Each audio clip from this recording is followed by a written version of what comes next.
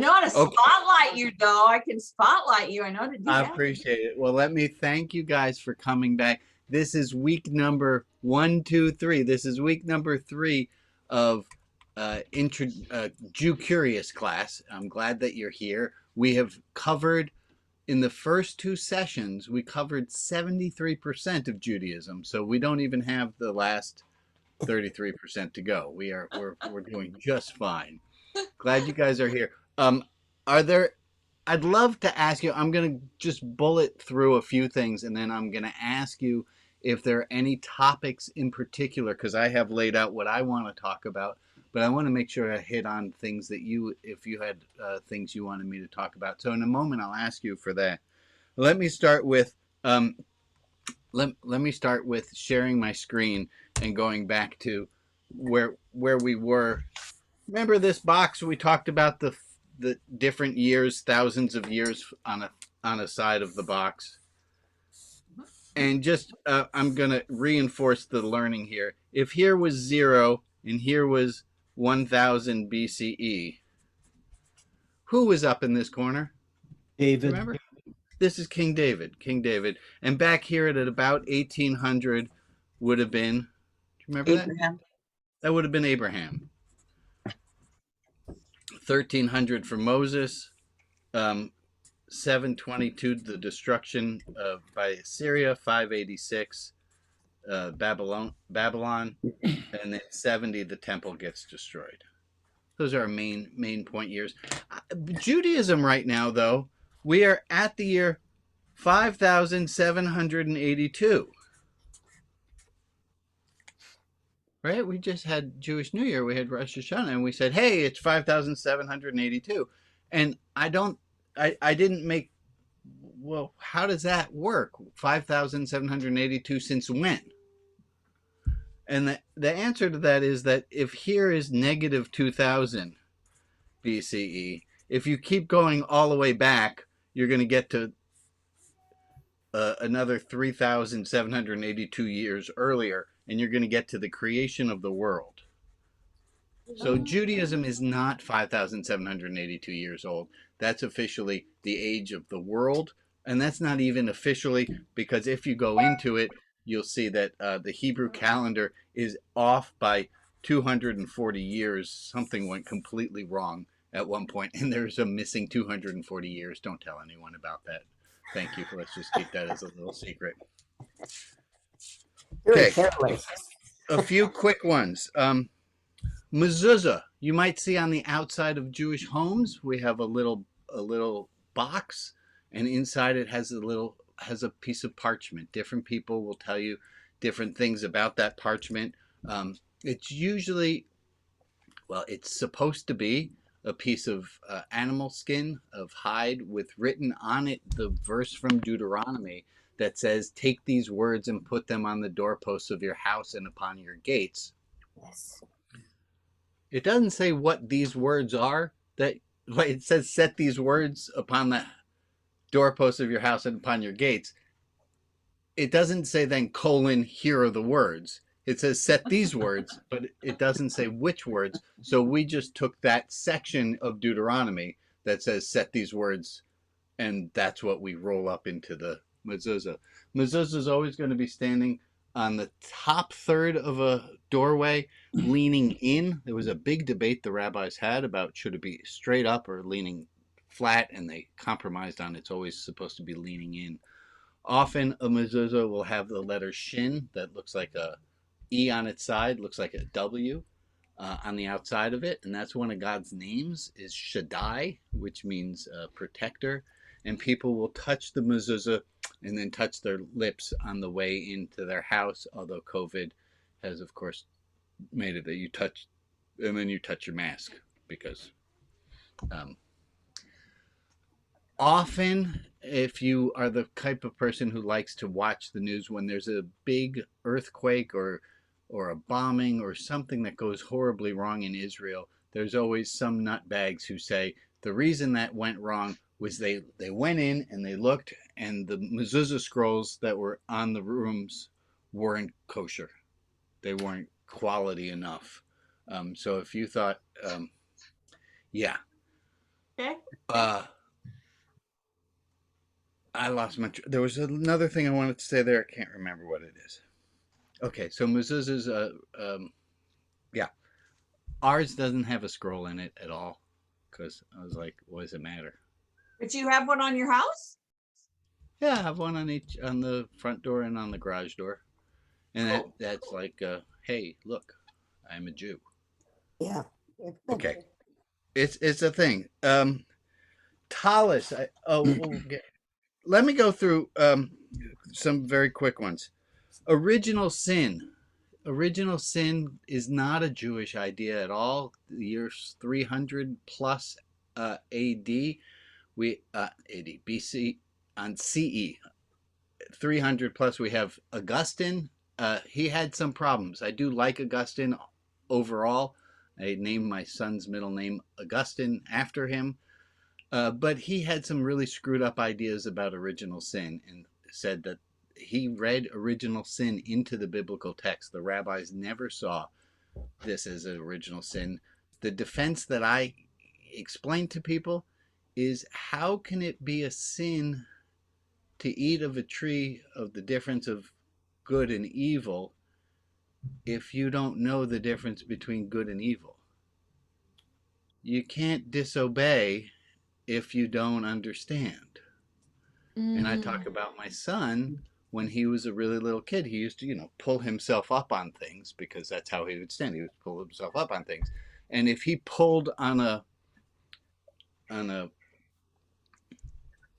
there's a lamp on top of a table, and under the lamp there's a cloth. What do you call that? Runner. Runner. He pulled on the runner. He didn't do it to be bad. He did it to stand up. Judaism, and I really have seen in my spiritual direction practice with people, I've really seen how yucky being always told this idea of original sin is, and what a yucky burden to live under. We Jews, we have guilt about a lot of things, but original sin that's not our bag. 613 commandments. Did we talk about that some? You mentioned it. Okay, so officially there's 613 commandments. Unfortunately, there's no official list.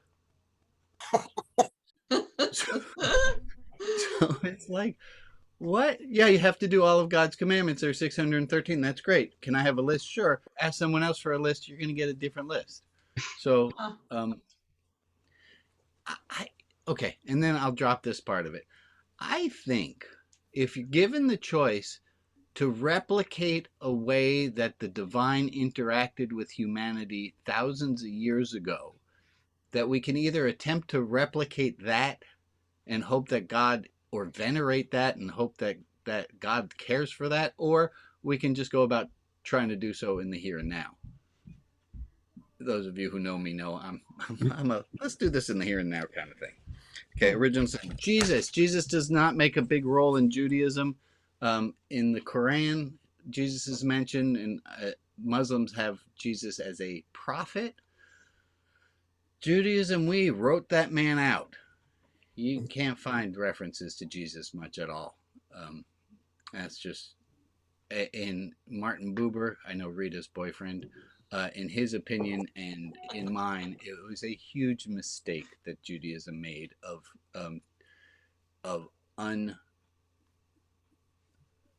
I'm having a hard time with words today, of not including what the most perfect Jew who has seemed to have lived. It seems like a marketing choice went wrong of not keeping him in our canon. My feeling about Jesus is personal. I had no problem with Jesus. I think Jesus got some brilliant things to say. I would put myself in the pre-Easter category, with the pre-Easter Christians, where I'm all good with Jesus up until the Phantasmagoria stuff starts happening. Then I get a little bit confused. Okay, that's Jesus. That's that. Messiah. Okay, so we have a Messiah in Judaism. Just the Messiah hasn't shown up yet. Throughout history, there have been different people who thought they were the Messiah, the Jewish Messiah, and that happens time and again. in the late 1800s, there was a guy named Shabbatai Tzvi who had half of the Jewish world convinced he was the Messiah. And then when the Sultan said, you either convert to Islam or I cut off your head, Shabbatai Tzvi went in with the Mohammedans, as they were referred to, and tried and became one of them. And his really strong supporters said he did that just so that he could try to convert them too. But as you probably haven't heard his name before, you can tell how well that worked. Shabbatai Tzvi, fantastic, crazy Messiah. We had other ones. There was a guy named Bar Kokhba, which literally means like I'm the son of the sky, son of the stars. He was a contemporary of Jesus. It was a thing to be. We did talk a little bit about being anointed as the Messiah. Here was the thing that I didn't talk about. It says in the Talmud. Remember again, Talmud's about the year 500. It gets written down. It says in the Talmud, if somebody comes to you and says the Messiah has arrived and you're holding in your hand a plant, finish planting the plant and then go check out about the Messiah. Seems like a reasonable order in which to do things. There's a book in Rabbi Robert Levine wrote, which explains Jewish ideas of the Messiah as this: there is no Messiah, and it's you. Oh. So we don't have an idea that the world hasn't come back together so far so well. So we don't say there is a Messiah. Did I talk about Schneerson last time? No? Okay, I apologize. So the Hasidic Jews, which are the guys who look like the way my great-grandfather would have dressed if he had money. So the Hasidic Jews, the ones who look like Polish nobility around the 1800s, the ear curls, which is called peyes, P-E-Y-E-S, the Hasidic Jews started out as a breakaway fringe movement within Judaism to be more relaxed about the rules and to allow dancing. They were left-wing fanatics. That, as you know, didn't last. And they became a little more conservative. Then the Lubavitcher Rabbi, Menachem Schneerson, he's got guys everywhere. Like, they are everywhere. As soon as we moved in and I put up the two mezuzahs, the Chabad guy, Moshe, near Chaim came over to introduce himself to see if he could do anything for my family as the rabbi he is. They all believed when Schneerson was alive that he was the Messiah, that he was Mashiach. Not they all, but a large number of Hasidic Lubavitcher Jews believed that Schneerson was God and was going to tell everyone that. Unfortunately for them, he died and never came out as the Messiah. So it just to let you know, this still goes on. One other thing, which if you have a Christian background, you might have seen, like the quote from Isaiah about a virgin shall give birth and all these. And there are a lot of references in what the Hebrew Bible to Jesus, but not really. Really what happened was the people who were writing the New Testament put in a lot of allegories and metaphors from the literature they knew, which was the Hebrew Bible. And so they wrote about Jesus in terms of a new Moses. But it doesn't, so the parallels between the Moses story and the Jesus stories come in, but it's not that the one was trying to predict the other. Throughout Judaism, our prophets aren't people who are seers, but rather they're the truth tellers. The prophets didn't have a lot of friends. They're the ones who told the king how the king was screwing up and told the people how they were screwing up. So our prophets were not seers, not predicting things. They were just telling the truth as it was. Okay, Okay. time out right there. Just because that whole Isaiah and predictive thing has been a huge, like, that's a huge thing. Okay, so go. Yeah. So look, if God wants to make a prediction, it shouldn't be wrapped up in an enigma. It should say, here's what I'm going to want to have happen. And that's not what the Isaiah passage is saying. Yeah. And then Yeah. virgins giving birth, so you should know, was not an uncommon thing in the ancient Near East. Augustus Caesar was said to have been born by a virgin birth. It was a trope. It was a thing that was done to say this person's really super special. Not taking anything away from Jesus. Jesus is the most specialist of them all. So when the New Testament was written, they just used language they already knew. But How they else would you didn't, describe like something? even the New Testament writers didn't go back and try to find places in the Old Testament that would substantiate what they wanted you to believe in the new one.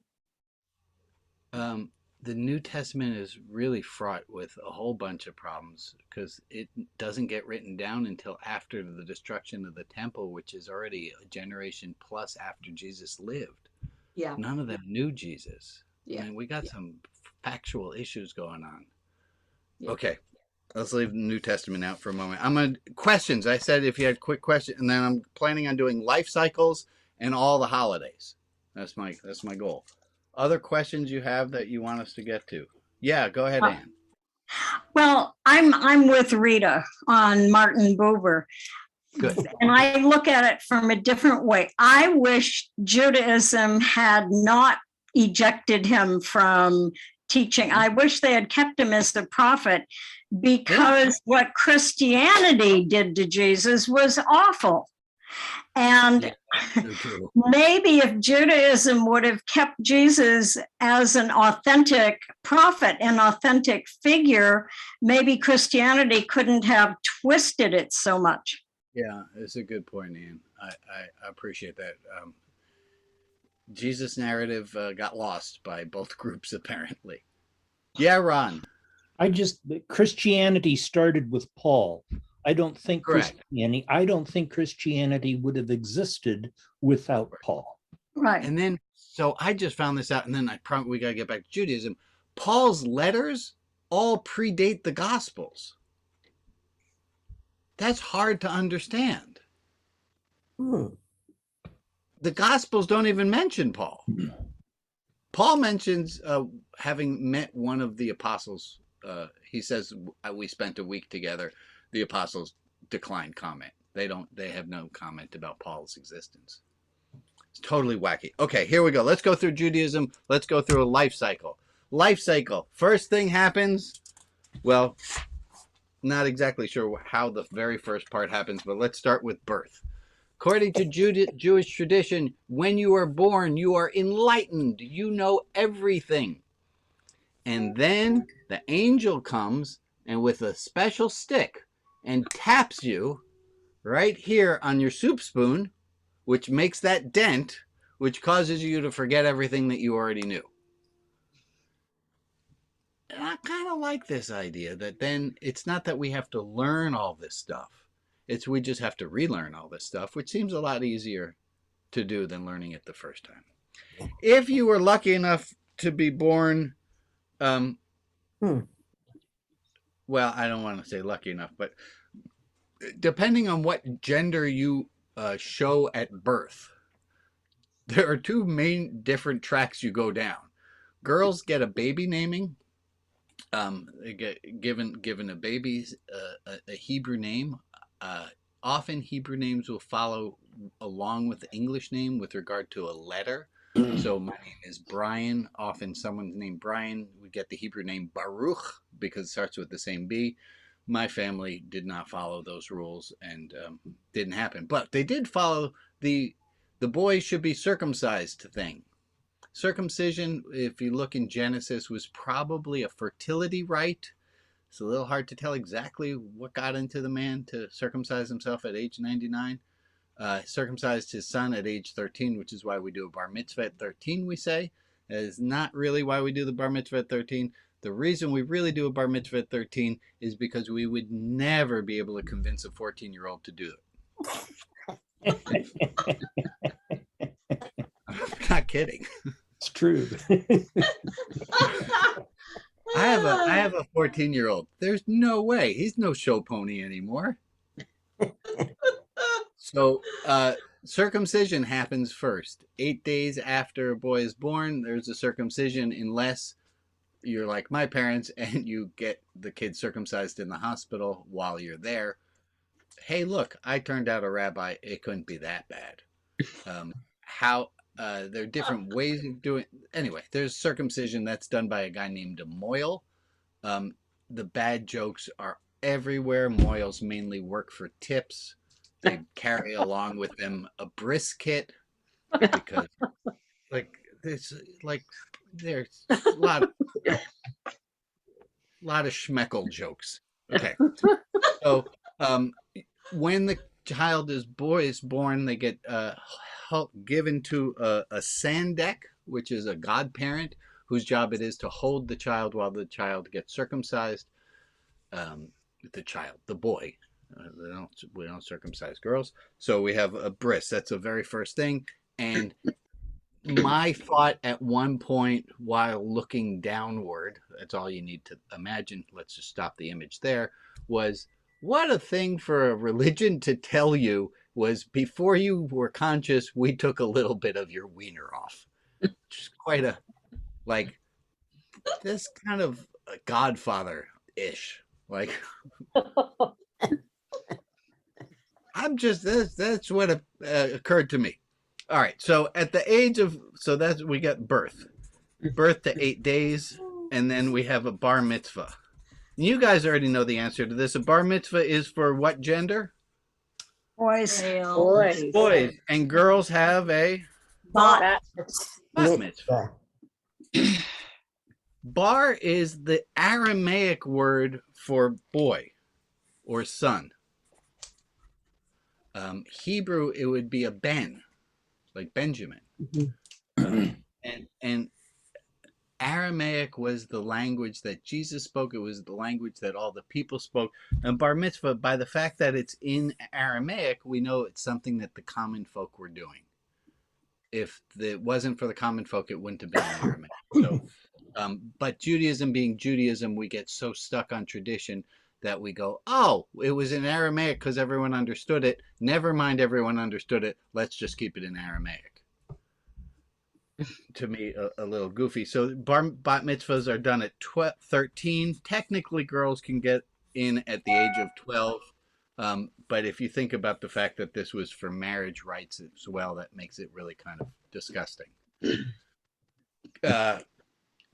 Mitzvah, you probably have heard the word mitzvah, and we associate it with a good deed. But a bar mitzvah, the word mitzvah actually means commandment.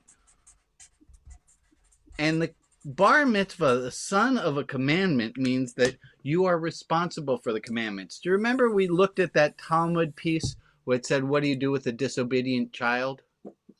You take the disobedient child, stone him outside the city gates. Well, you can't, because if the child is a son, then you're not supposed, then it goes on the parent. So bar mitzvah means the person is responsible as the child of the commandments. So traditionally, this is the first time you will see a kid read from the Torah scroll. It is not a requirement that you read from a Torah scroll to become a bar or bat mitzvah.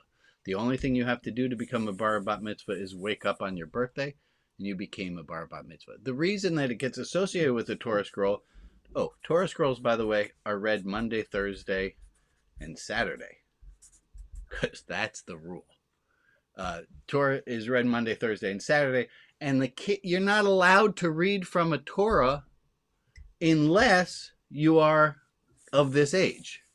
So once you become of this age, you can read from a Torah. It's allowed, and therefore that's why it got associated with. And you will also see I brought a tallis with me this week. This is the official garb to wear when you're reading from a Torah. Is you have to have a light piece of wool with fringes on it, and that makes it official. Bar mitzvah. After the bar mitzvah, and to your question, what is the proper gift to give a kid for a bar mitzvah? I have no clue either. Yes, Ron.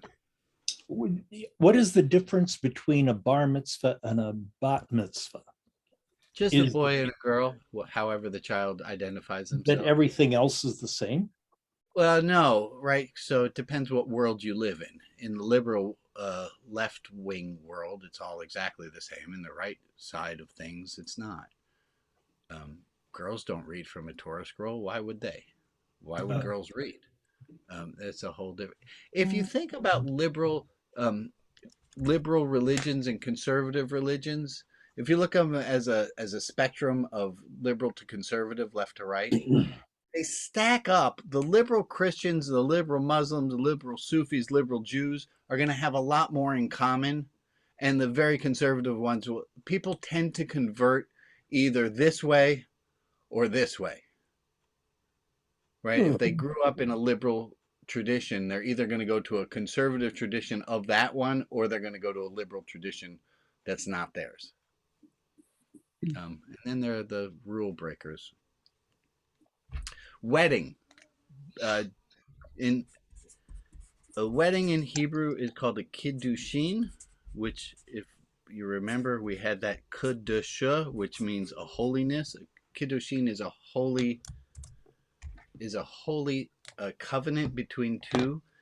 It always starts, doesn't always start, but at the beginning of a wedding, the groom would stand still, and the bride will circle around the groom. Now, in a traditional, I don't like the word traditional here.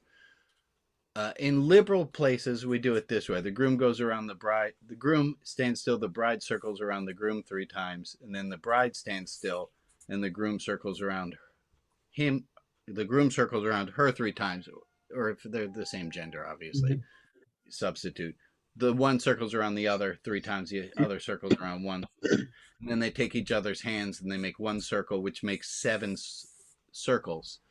7 is all throughout Judaism, meaning completeness, right? That's where the Sabbath comes in. It's a completeness. So we do 7 circles. There are 7 blessings in a wedding ceremony. The Sheva Brachot, they're usually chanted, and they're really kind of boring and have nothing to do with the couple whatsoever. But it's kind of like a 7th inning stretch. Gives people a little bit of a break to dissociate during the service. Sometimes people will do it just the bride goes around the groom 7 times. I don't like that way.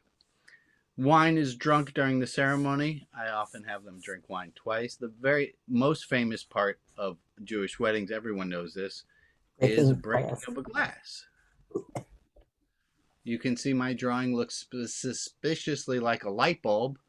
That's because in the weddings I do, we use a light bulb, because light bulbs are made out of glass and they break really easily and make a nice noise, and there's never an ankle that gets twisted. I like to do 2 glasses. Let's have each couple break a glass. There are a lot of explanations as to why we break a glass. Here's 2 little rules. One, if there are a lot of explanations that are given, chances are we don't really know which one of them is true. And I'll get to the other rule in a second. If I forget, remind me. Now I forgot the other part. The rules, why we break a glass. We might break a glass to remember the destruction of the temple, that we should remember even in our happiest days that there is sadness also. So we break a glass at the end of a wedding. That we should remember that time only flows in one direction. You break a glass, you can never put it back the same. Another explanation is that the loud noise of the glass breaking will cover up the first kiss that the couple have as a married couple. So evil will get a little bit confused during that when everyone shouts Mazel Tov. And the truth is, none of those are the reason we break the glass. I will tell you, but you have to not tell a lot of people, please, because there's a reason we didn't tell. The real reason a glass is broken, probably, is because after the ceremony, they enter separately, and they usually enter with each parent. They enter separately, they do the blessings, they circle each other, they get to the end. The glass is broken. Now, in a traditional old school way, the guy broke the glass, they kissed, and then they went out to have some private time. And in the Jewish law codes, it says in that private time, they feed each other. The next line in the law code says, really, they feed each other? And the next line says, if you have to ask, they feed each other. Everyone with me? We're all adults here. Okay. The breaking of the glass traditionally was probably symbolic of what was about to happen in private, where the man was about to break the woman's hymen. So they did this in public to represent what was about to happen. Because I don't like any of that reason, I often have couples do 2 glasses because all those other reasons are much better. And if they're each breaking a glass, then we know it's not about that. So, wedding. Bride wear white. Brides say "I do." Those are not Jewishy things. Judaism has lived alongside other cultures and picked up a lot of things. If I do a wedding and I don't do the "I do's," people don't feel like a wedding happened. It's not part of a Jewish wedding, but it's what I do. The other thing that I wanted to tell you, if there is a prohibition in a religion against something, that is because there are people doing it. Thou shalt have no other gods before me. Well, why the heck do you have to say that if you're the only God, right? Thou shalt not boil a kid in its mother's milk. Well, you don't say that unless people are doing it. Don't intermarry. Well, so it's interesting to think that everything that's being not a lot that you're only prohibiting things that are being done.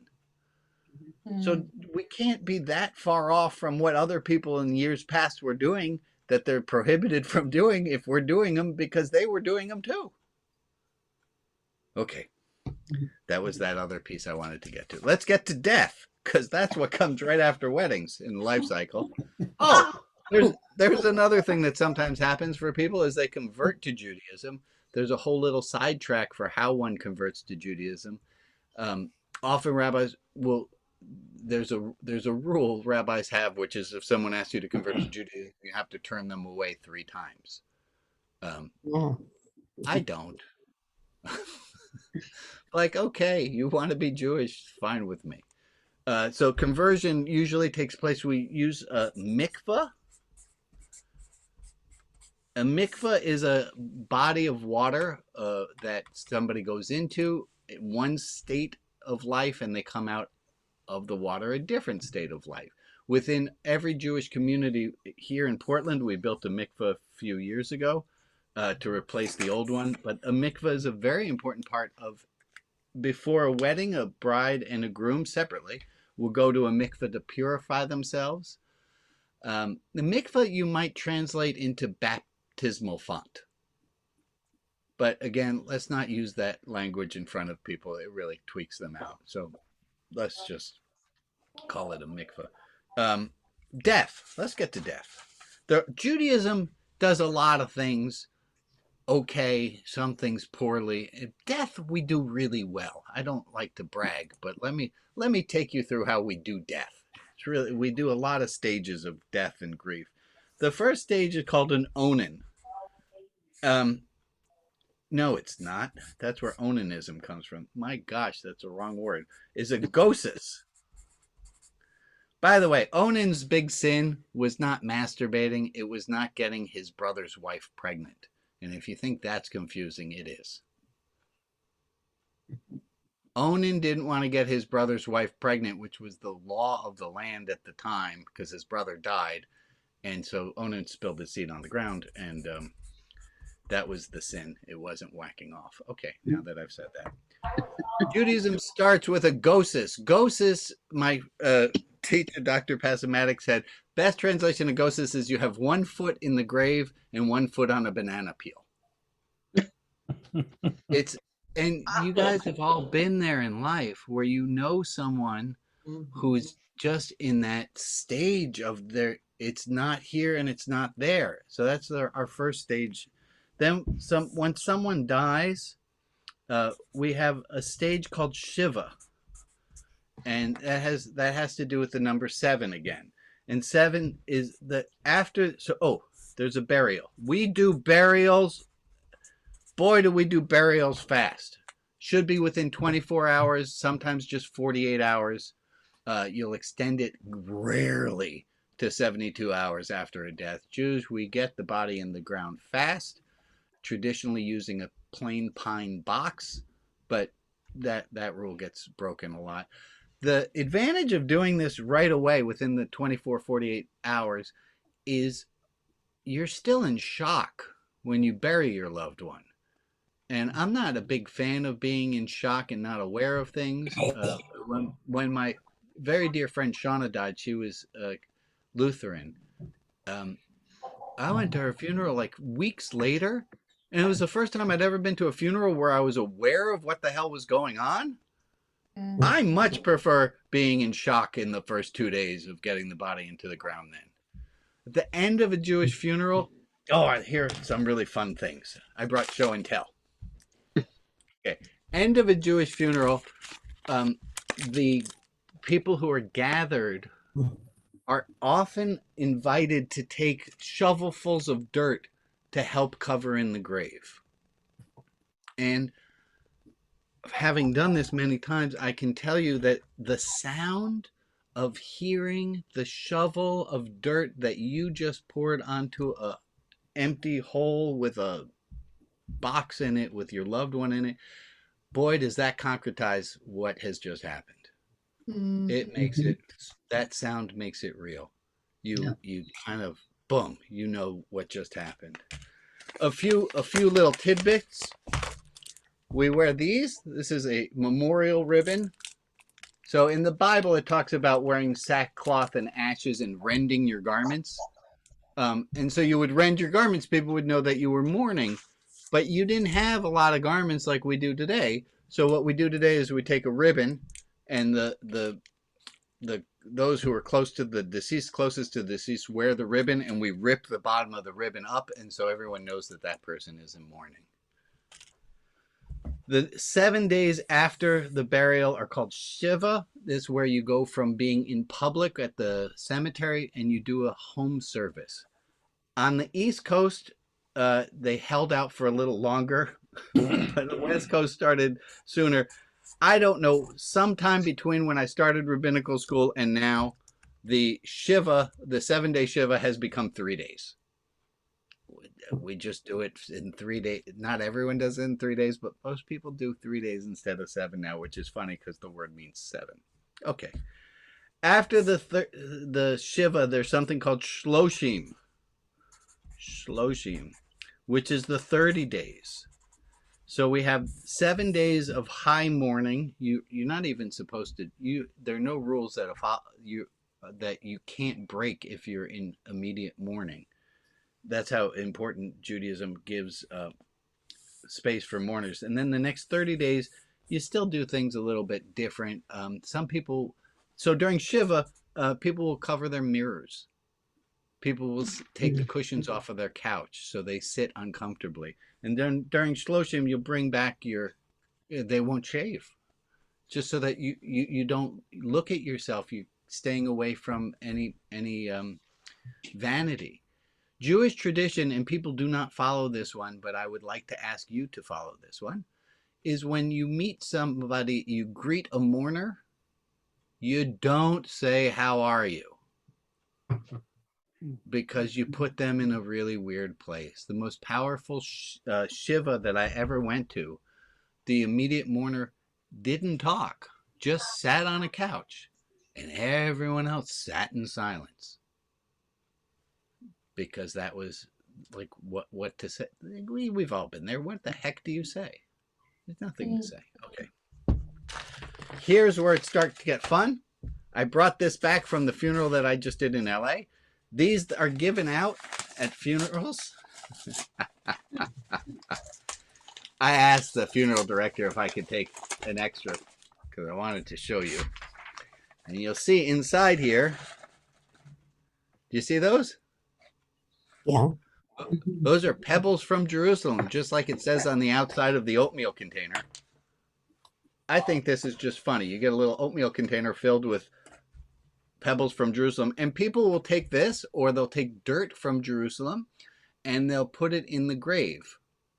While you're covering up the grave, they pour some dirt in from Jerusalem.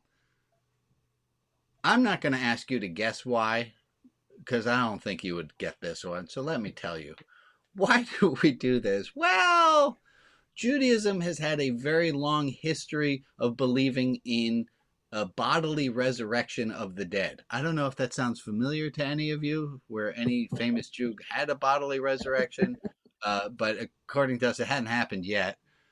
But Judaism always had this long line of belief that there's a bodily resurrection of the dead. It's still in the conservative and Orthodox prayer books, is the prayer. Reform movement, my liberal movement from the 1870s said, we don't want to believe in that anymore. We don't believe in that anymore. So we changed the Hebrew there to not say God who brings back the dead to life. Zombie kind of thing. So why these stones from Jerusalem? Well, if God's going to bring, okay, I just have to check you're all seated. Good. If God's going to bring the dead back to life, well, God's got to start that process somewhere, right? Well, I'm pretty sure God's not going to start that in Topeka, Kansas. God's going to start resurrecting the dead, obviously, in Jerusalem first.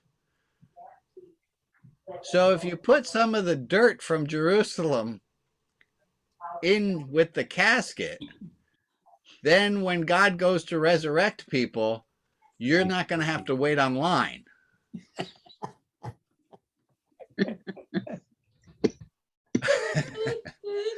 I'm going to put these back in case the angel's looking for them. That, not making it up, folks. Okay. And then after a year, we have something, this is a Yiddish word, yahrzeit.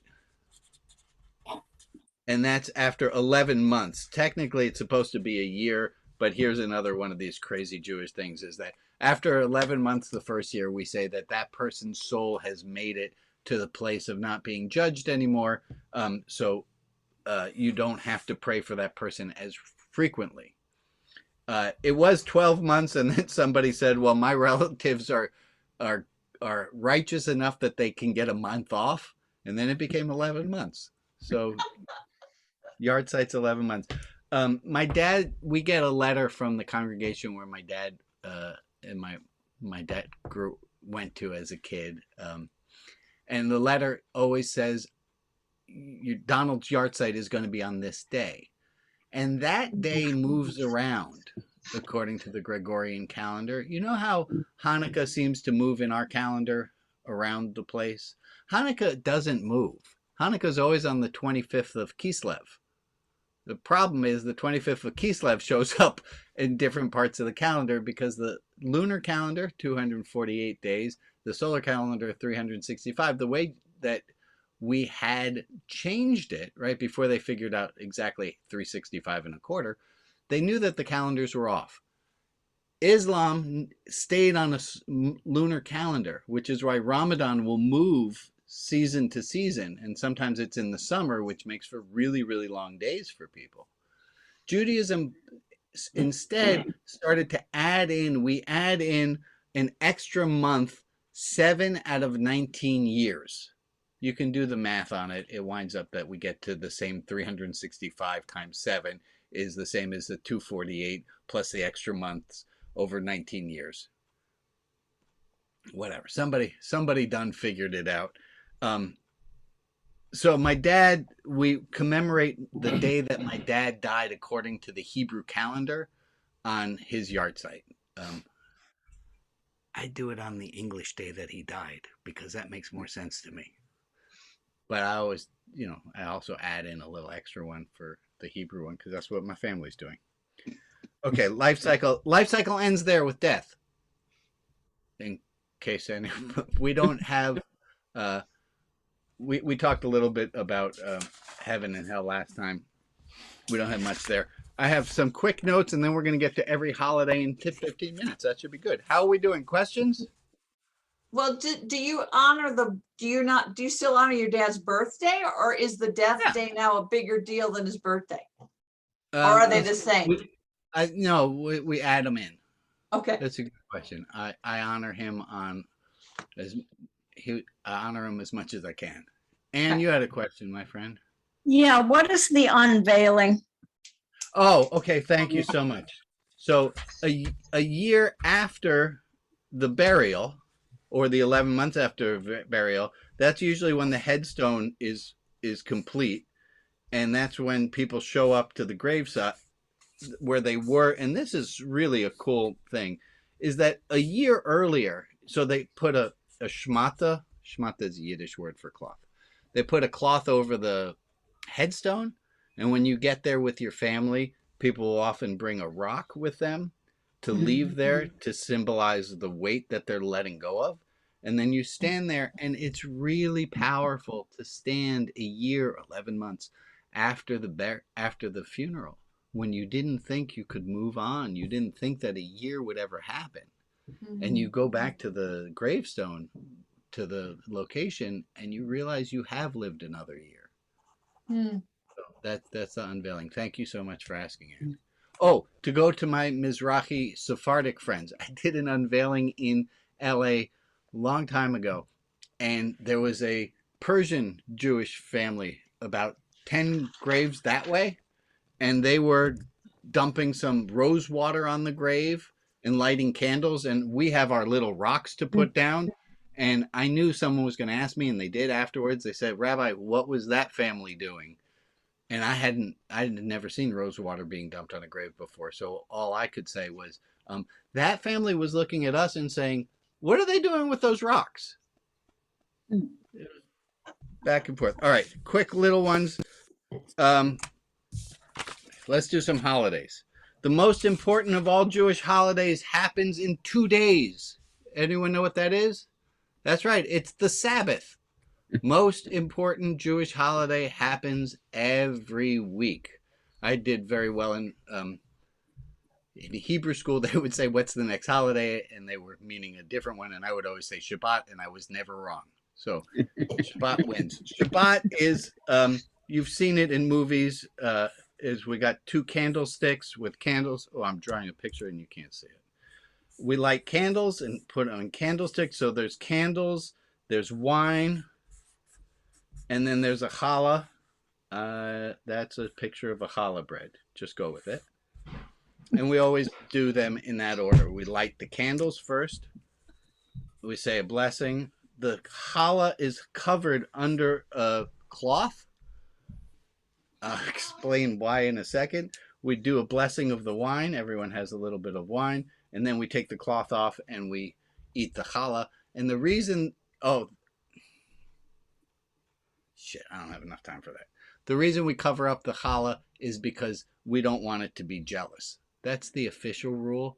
I can't believe that that's the real rule, and I've never heard anything better. So we cover it because it would be. The rules on Shabbat are that you're not supposed to work. And then the rabbis, right back to the Mishnah, they say, well, what were all these rules? It says you're not supposed to work. What does it mean by work? And the rabbis say, well, there were 39 different activities that were done in building the tabernacle. When we say you're not supposed to work, you're not supposed to winnow. I don't know how many of you were winnowing anyway, but it's separating flax from something. I don't really know what it is. You're not supposed to carry. You're not supposed to cook. You're not supposed to do a flame. You're not supposed to do all these different things to give yourself a sense of rest. I would encourage you to follow what makes sense to you in your heart. Whatever you count as work, try not to do that on the Sabbath. Sabbath technically begins in the eve on Friday night, and it ends with the sunset on Saturday. It used to be that, now this one's really hard to get your head around. We think of the day as starting at midnight, which is totally arbitrary, right? Do you remember learning that as a kid? And you're like, what? 12 a.m. is after 11:59 p.m.? That doesn't make any sense. So it used to be that the day began with sunset, and it would end with the next sunset. It's as random as what we do. It's just hard to get our heads into it. So that's why Jewish holidays always start in the evening, right? So Hanukkah it's at the sunset before. Rosh Hashanah is the sunset before, because that's when that day started. Because let me get in here. Let's look at Rosh Hashanah. Our year is going to look like this. We start with Rosh means head, Shana means year, Rosh Hashanah, Rosh Hashanah, head of the year. Ha means the. Rosh Hashanah is the head of the year. You've seen that with ram's horns are blown, and people all get together, and there's specific readings from the Torah that are always done on Rosh Hashanah. We eat apples and honey to celebrate that it's a sweet new year. If you are looking for the proper phrase to say at any time, this is a really good one. You're going to say good Yuntif. Everyone say good Yuntif? Good Good. yuntif. Good yuntif. Yuntif. This came from the word yom, became yun, and tif. I forgot what that was. Oh my goodness. All right, which mind. Good Yontif is just a good Yiddish phrase to mean good holiday. Oh, this is a day.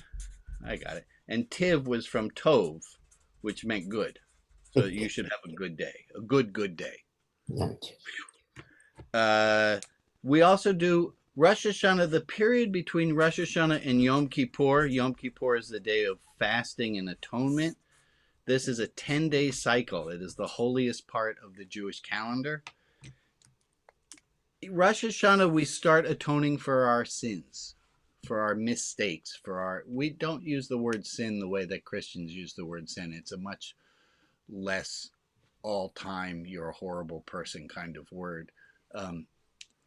We often refer to sin as just missing the mark, the way that somebody with an arrow would shoot it and it didn't hit the mark. It's off. It's a sin. That's what the word in Jewish context means. How do you get rid of your sins? Well, if you read through the Bible, there's this fascinating passage where they take all of the community's sins and they put it on the head of a goat, which they send out into the wilderness for Azazel. And that's where the idea of a scapegoat comes from, right? Is you send all of your sins out. We don't do that anymore. There are Jews, though, today who do something called Kapporis. It always makes the paper because it's the kind of stuff that it makes the paper, where people will take a chicken, not making this up. They'll take a chicken by the neck and they will transfer all of their sins onto the chicken as they swing it over their head, killing the chicken to die for their sins. And then just to make it all the worse or better, I don't know how I feel about this, is that chicken is then given to the poor so that they have something to eat. But I'm always like, did you cook the sins out of it? Like, why are you, like, these people have enough problems. Why are you giving them your sinful chicken? Just me. Okay. We also go over to a stream of water, and there's this service called Tashlich. And Tashlich, you take all of your sins in this case, and you put them onto breadcrumbs, which you put into the running water, into the river or a stream, and then the ducks can eat it, and then they can have, I don't know how the duck part fits in. Rosh Hashanah leads into Yom Kippur. Yom Kippur is our big day. This is when we fast. We ask for absolution, often wearing all white for the day, not eating to show piety.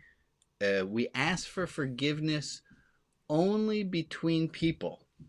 Yom Kippur works like this. It only will forgive people their sins. I apologize. I said that completely the wrong way. Yom Kippur does not atone for human-to-human transgression. Yom Kippur only atones for the sins we have done by not being our best selves in the world. So it's only a vertical atonement. It's not a horizontal atonement. Judaism is very specific. You need to ask for forgiveness from the people who you have offended. And it is not uncommon for me. around the time of Yom Kippur, coming up to it, to get a letter from all the rabbis I know saying, Brian, if I have done any, well, they never put the name in. It's just a generic letter. It says, if I've done anything in the past year to offend you, please let me know, because I would like to make that right now. Which, that's a cool idea, unless you're a rabbi and you know a lot of rabbis and you start getting floods of these things from people you haven't spoken to in years. But that's just my personal problem.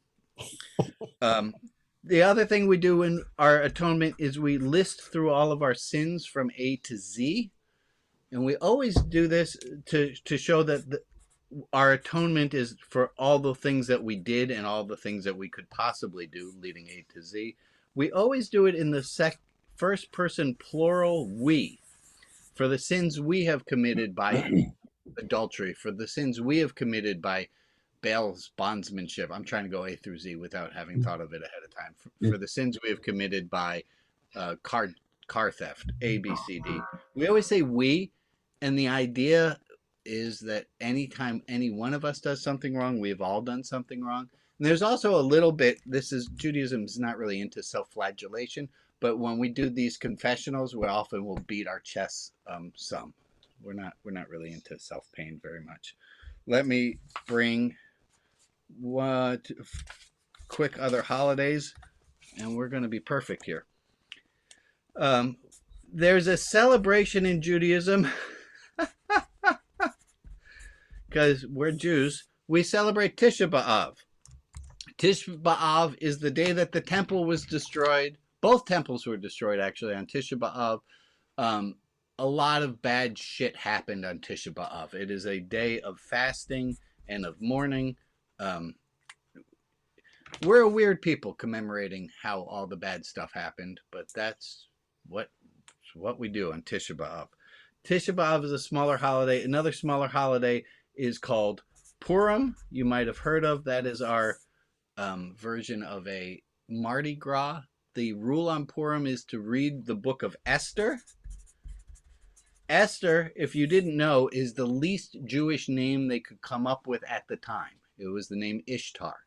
The story of Esther it's all about how this assimilated Jew wound up saving the Jewish people, because nobody knew secretly she was Jewish until at the very last moment she told the world she was Jewish. It's a good pride story. The way that Purim works, and this I didn't realize until like the last 10 years, that this is a special thing Judaism does that other cultures don't do, is on Purim, we always tell the story of Esther, but we do it in something called a Purim spiel. And the Purim spiel is an interpretation, and you tell the story of Purim, and you might tell it under COVID with Biden, and with, like, you put the whole story in modern retelling.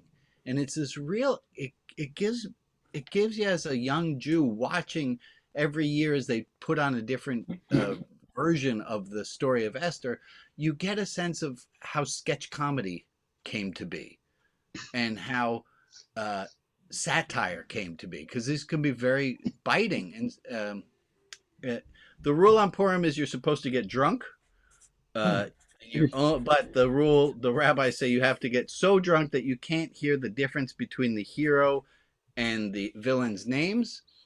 And then the rabbis are quick to come in with, but when we say you need to be drunk that you can't hear the difference between blessed be Ahasuerus and cursed be Haman, what we really meant was you need to be just drunk enough so that when you sleep, you wouldn't hear the difference, because really that's what we mean. We didn't mean that you should get schnockered.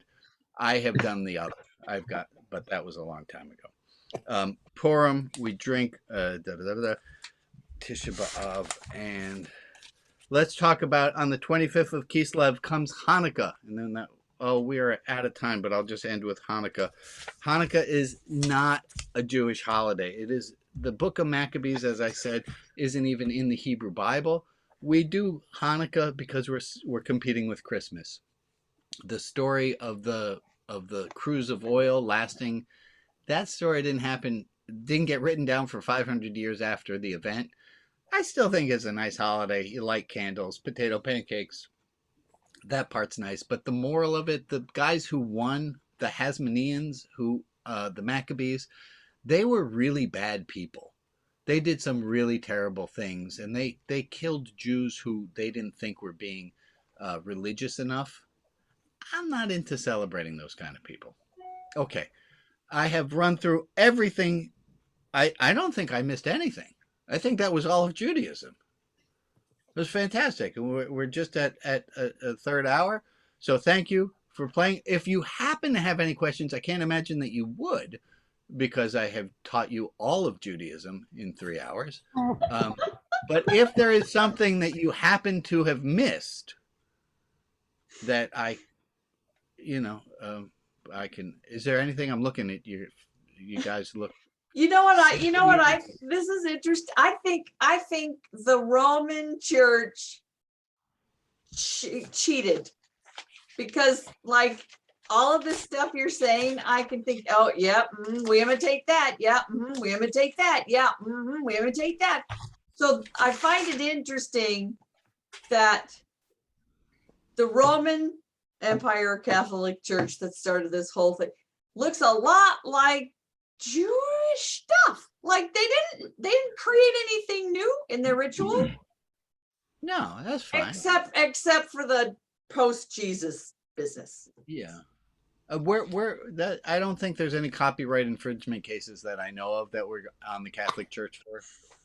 Could be. Any other questions or wise observations? In Ron? today's times of Israel, there's just been an archaeological discovery that affirms the Maccabees and the whole thing. Oh, that whole thing happened? Yeah.